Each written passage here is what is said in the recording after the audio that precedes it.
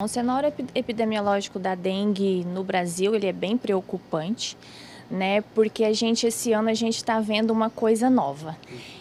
As notificações e confirmações da dengue, elas estão sendo equiparadas com as notificações e confirmações da chikungunya. Doença que a gente não estava vendo muito, né, em 2023 e 2024. Então, assim, os dados estão bem alarmantes.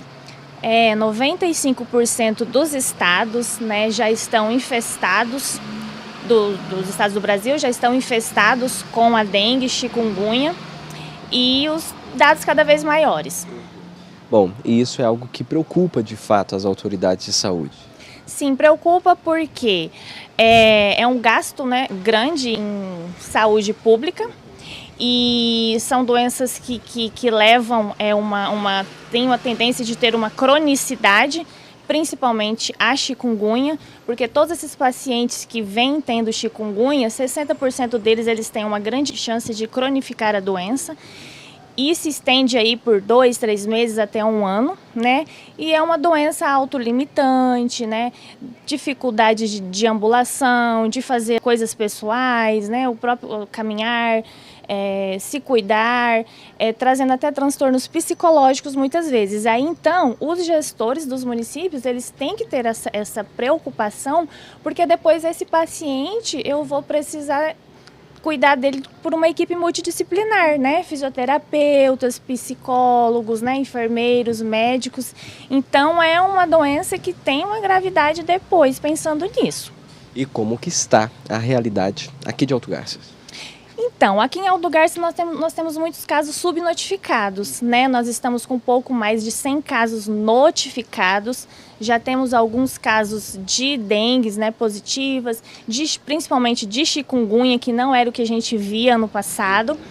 E são exames que são enviados para o MT Laboratório, né, para o LACEN de Cuiabá. Então a gente não tem o retorno desses exames assim rápido, mas nós já sabemos que são casos sim prováveis da doença, né, e que está aí e tem a tendência de aumentar. Por quê? O pico da dengue, da chikungunya, dessas arboviroses, né, que são doenças transmitidas aí por esses artrópodes, que são os mosquitos, a tendência dela é ter o pico em março e abril ainda, né, a partir da 20ª semana epidemiológica.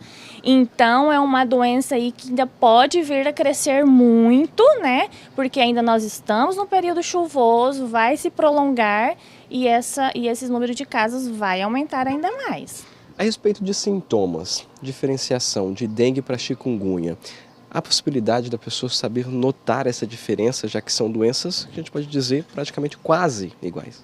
Sim, a dengue e a chikungunya, ela vai te dar dor no corpo, dores musculares, prostração, né, febre, a pessoa fica apática, diminui muito o apetite, cai as plaquetas. Só que diferente da dengue, a chikungunya, ela vai te dar muita dor articular e inchaços, né? E às vezes manchas vermelhas no corpo, né? O que diferencia ainda a zika, que pode vir com menos dores, menos febre, menos inchaços, mas aí já vem com olhos avermelhados, né? Mais coceira, principalmente em mãos e plantas dos pés. Então dá pra gente diferenciar somente aí mais pelas dores articulares mesmo. Bom, e qual é o papel da população no combate a essas doenças? Então, o papel da população é nos ajudar, né? Porque a gente sabe que a saúde ela não trabalha sozinha.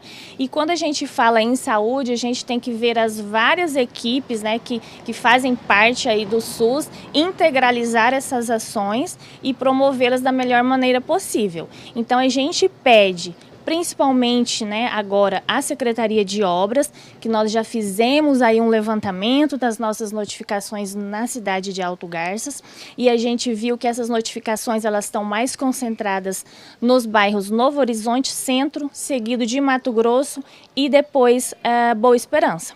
Então a Secretaria de Obras ela está no intuito de recolher esses entulhos, né, que estão mais espalhados na cidade. A gente entrou em contato com o secretário de Obras, o Luiz, e aí eles estavam recolhendo conforme, né, mais ligações, mais denúncias, mas daí a gente, né, conversou com eles, pedimos dar prioridade principalmente nesses 4 bairros primeiros, tá? Aí eles pararam, foram para esses 4 bairros e depois a gente vai sentar certinho, fazer um cronograma, tá? E divulgar para a população. Por exemplo, limpe seu quintal de semana tal a semana tal, e aí eles vão passar recolhendo, porque agora mesmo a gente está aí no intuito de uma urgência na coleta desses entulhos. Cláudia, você acredita que a propagação de uma possível vacina contra a dengue tenha causado um certo relaxamento nas medidas de prevenção por parte da sociedade no contexto de um todo? Sim, acredito que sim, porque apesar das fake news, né, essas pessoas que são contra as vacinas, tem muitas ainda que acreditam, né? Então eu acredito sim que com, né, vir essas vacinas, as pessoas elas dão uma relaxada. Mas a gente tem que pensar primeiramente que a dengue é uma doença que eu não preciso de vacina para eliminar ela, né? Porque a gente tem que eliminar os criadouros, limpar os quintais, limpar caixas d'água, né? Recolher direitinho os lixos e pratinhos de plantas. Então, tudo isso é fácil da gente fazer, né? Aí eu não sei também se às vezes o município, às vezes a gente acha que é um pouco cultural, né? Você pega o entulho da sua casa e joga na frente. Então, aquilo ali, aquela matéria orgânica ali, tudo ajuda, né, para a proliferação do mosquito, né? E que a gente chama de grandes criadouros, né? Então a gente tem que fazer esse trabalho. Tem vacina? Tem, porém nós ainda não recebemos essa vacina. Nós somos uma cidade de população baixa, de um risco epidemiológico, apesar do grande número de casos, mas ainda baixo quando relacionado às cidades maiores, para onde que essas vacinas foram até hoje disponibilizadas. E quando vir essa vacina, vai ser uma vacina de 10 a 14 anos, né? Mas para adolescentes, que são o público mais suscetíveis, ser para esse público. Então, assim, para o público em geral, a única coisa mesmo que a gente deve fazer agora é essa limpeza.